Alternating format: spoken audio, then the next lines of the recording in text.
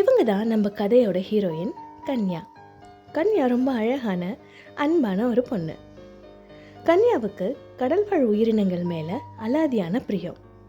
கன்யாவுக்கு music தான் உயிர். அது ஒரு Christmas season.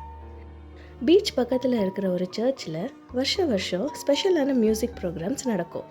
Daily evenings 4 to 6 நடக்கும். ஒரு 10 டேஸ்க்கு மட்டும்தான் இது நடக்கும். வருஷம் அந்த ப்ரோக்ராமை கேட்குறதுக்காக கன்யா பீச்சுக்கு கண்டிப்பாக வந்துடுவாங்க. தனியாக நின்றுக்கிட்டு அந்த ப்ரோக்ராமை நல்லாவே என்ஜாய் பண்ணி கேட்டுட்ருப்பாங்க.